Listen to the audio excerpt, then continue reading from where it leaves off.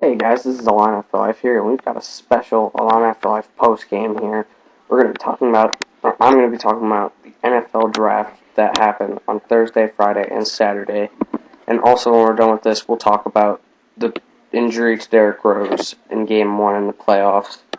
Pretty sad news, but we'll talk about that later. First, we'll get to the draft. The Chicago Bears had a great draft, in my opinion. Then, first round, they had the 19th pick. And with the 19th pick, I thought they were going to take Whitney Mercilus from Illinois. I thought that would have been a great pick, because that's what they ended up getting anyway, a defensive end, Shea McClellan from Boise State. But I thought we should have taken Mercilus, but I thought that would have been a better pick, but Shea McClellan is still very good. And from what I've been reading about him, he's a high motor guy. He works very hard. He reminds me a lot of J.J. Watt and Brooks Reed, and they're both on the Texans. And this guy just reminds me a lot of them. And those guys did very good things their rookie year, and I think this guy could do a lot of the same. Now, Whitney Mercilus went to the Texans. No, not the Texans. Well, yeah, the Texans. And they got a great guy in him. He is just a monster down low. If the Bears could have got him, a guy from Illinois, that would have just made my day. That would have been fantastic. But they didn't get him, so, oh well. I saw a couple mock drafts that said that that's who they were trying to get. But I guess I saw something in the Shea McClellan guy. I trust them. This new GM has done great things so far. He has just done fantastic things. He's done way more than anything the old GM did. And then in the second round, we got wide receiver Alshon Jeffrey from South Carolina. I was so excited about this pick. It was a great pick. He's a first-round talent. He had a bad year, but that's because his quarterback was a complete mess. And he's a big physical receiver. He can go up and get it. Him and Brandon Marshall, that's just going to be a deadly combination. It's going to be deadly. I'm so excited about him being on the Bears. Now, in the third round, they took safety Brandon Harden from Oregon State. He is a big player. He's a big hitter, from what I hear. And that's another good pick. He's going to play strong safety initially. I think all these guys could make immediate impacts. And that's why they took them. Because they're immediate impact kind of players. And that's what I like about this new GM. He knows how to go out there and get someone that will make an impact right away.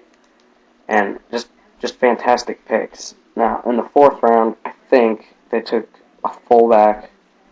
I don't remember his name or where he was from, but from what I read, he's more than just a fullback. He can play tight end and H-back, and he can catch the ball.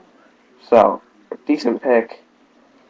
I think we could have gone something else, but they actually see something in him to take him that high as a fullback, so I think that's a pretty good pick. Now, after that, I don't know, nothing really significant. I watched a little bit, but I was also at the Bulls game. Now we'll talk about some of the Illini players taken. First Illini football player taken in the draft was Whitney Mercilus, and he went to the Texans, 26th pick. And then, this next pick came as kind of a surprise. I knew he was a first-round talent, but I didn't know that he was actually going to go in the first round. But A.J. Jenkins went 30th overall to the 49ers. I've known all along he was this good. I didn't think that the scouts would think he was this good, but he had a great senior year. Just put up crazy stats, especially for a while there. He was just insane. Him and Shieldhouse were just on fire. And, so good luck to him there. And then I was actually hoping that the Bears would take him in the second round, because that's where I thought he would fall. But, so he went first round, and then in the second round, Jeff Allen, offensive tackle, went 44 to the Chiefs, so good pick by them. He's a great player, and he will be a great player in the league. And then a couple picks later, Tavon Wilson went to the New England Patriots, 48th, I believe. He was not supposed to go that high either. That was a surprise by many of the announcers. But he was the fourth Illini player taken in the first 2 rounds, which is a school record. All right, we've never had that happen before. And even the announcers commented that, like, right after the pick, they were like, 4 Illini players? It was just a shock to everybody. And but it was a great first 2 rounds. I was very excited for my Illini. I don't think any more were taken in the rest of the draft. I didn't watch a lot of the third day because I was in Chicago for the Bulls game. But I don't think anyone else is taken. There were a couple undrafted players that signed today. The first one on this list is Jack Cornell, offensive lineman. He went to the Ravens. And then Jason Ford will join Whitney Marcellus in Houston. He was the running back who was ineligible for the bowl game. And the last one is Derek Dimke. He is the kicker, and he was signed by the Lions. So, very proud of my Illini, very proud of my Bears. Just very much looking forward to this season for the Bears. That's it for that, and now we'll talk just a little bit about the Bulls. So, I'm sure you've all heard by now, Bulls won Game 1, but Derrick Rose will miss the rest of the playoffs and probably a bit of next year with a torn ACL. This is very, very bad news. He was in the game when we were up 12 with like a minute left. Tom Thibodeau said he was still in because he wanted him to work on closing because they had missed so much of the regular season.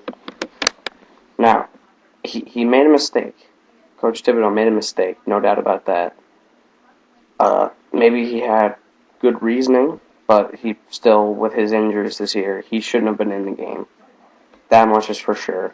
But people are going to want him to be fired.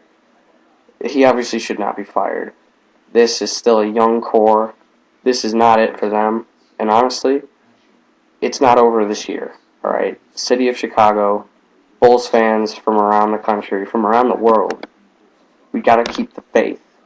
All right, they have shown that they can play without Rose. Are we better without Rose? Are we better with Rose? Absolutely. We're much better. He's the league MVP. But they've shown that they can play well without him, that they are a good team without Rose, that they're not just Derrick Rose. He made a mistake. He is probably going to win Coach of the Year this year. He's 2 Coach of the Years in 2 years coaching, all right? He knows what he's doing. This was just a freak accident, and, we'll have to learn from this, but their season is not over. I bet we could still win it all. I really think we can. I think it'll be tough. It'll be very tough. Right now, I think we'll probably make it to the finals and probably lose there, but I still think that we can win it all. My prediction is that we'll make it to the finals and lose, but that's just my prediction. I still think they definitely can win it all. I think they can beat the Heat in a best-of-7 series. I think they can definitely beat the Sixers in a best-of-7 series. And we'll probably play the Celtics in the second round. I honestly think getting through that series will be tougher than the Heat. Because the 2 games we beat the Heat were when Rose was barely a factor. I don't know what it is, but I feel like we played better against the Heat when we don't have Rose. But I really do think that we'll make it to the finals and play the Thunder. And my prediction, lose in 6. But who knows? Durant has never been to the finals before. Neither of us. So we'll just have to see how everyone plays in their first experience in the finals. We'll just see how that all works out. You just got to keep the faith, everyone. We can still do this. Alright, we are a good basketball team, even without Derrick Rose. We got to keep the faith. Now, since it's the playoffs and all the games are very important, I'll start making post-game shows after significant games, or if they make it to the conference finals and they play the Heat, I'll make a post-game show after every one of those games, most likely. After all of them. Because it's the biggest rivalry in the NBA. I'll try to make an episode on Tuesday or Wednesday about the White Sox, who are struggling right now. They've lost several games in a row. But that is it for this episode. This has been an Illini4life post-game special. Illini4life signing off.